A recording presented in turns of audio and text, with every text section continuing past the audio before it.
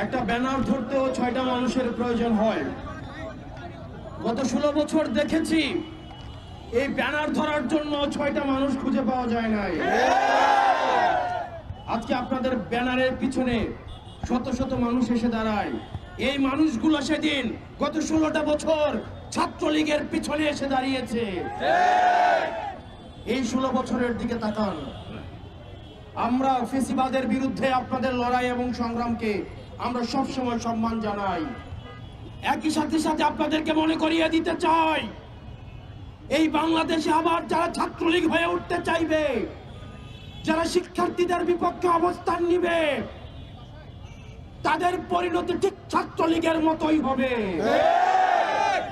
সুতরাং আপনারা শিক্ষার্থীদের বিরুদ্ধে অবস্থান নিয়েন না। গত 16 বছরের আপনাদের নির্যাতন নিপীড়নের কথা ভুলে যায়েন না। আপনারা যদি মনে করে থাকেন এই চাপাতির রাজনীতি, এই হকিস্টিকের রাজনীতি, এই ছাত্রলীগীয় রাজনীতি আবার আপনারা ক্যাম্পাসে আবার আপনারা রিস্টোর করবেন, তাহলে ছাত্রলীগ গেছে যে পথে আপনারাও যাবেন সে পথে।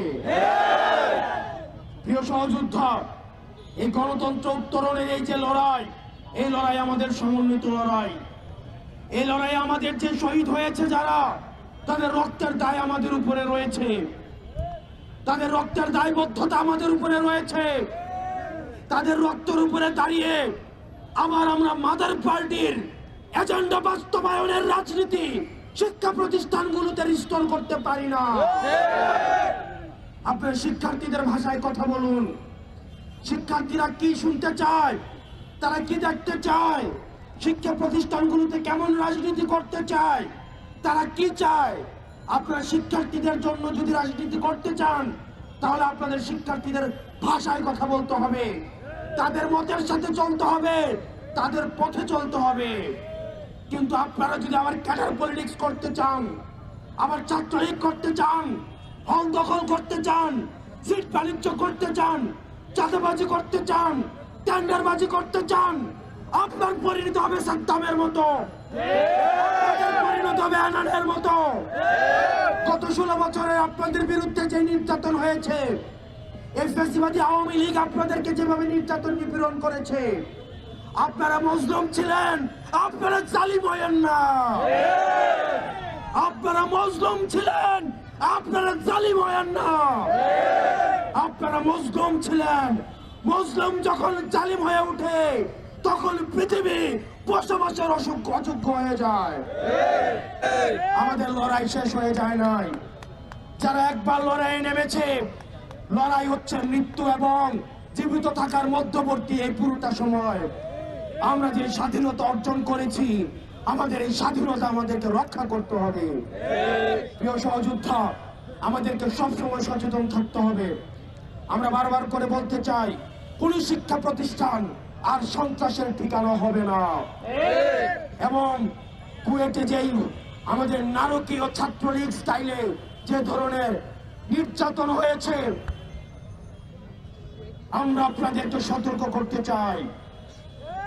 আপনারা যদি মনে করে থাকেন কুয়েটে আপনারা আপনাদের পাওয়ার পলিটিক্সের আপনারা এখানে মহড়া দিয়েছেন, টেকনাফ থেকে তেতুলিয়া এই 56,000 বর্গ মাইলে আর পাওয়ার পলিটিক্সের কোনো ঠিকানা হবে না। কুয়েটে যেই নারকীয় যেই নির্যাতন হয়েছে এবং জুলাই ব্যাপী যে ধরনের নারকীয় নির্যাতন হয়েছে, আগামীকাল সারা বাংলাদেশের সকল শিক্ষা প্রতিষ্ঠানে এই নারকীয় নির্যাতনের ভিডিও চিত্র প্রকাশিত হবে। এই জুলাইকে আমরা বারবার মনে করিয়ে দিতে চাই।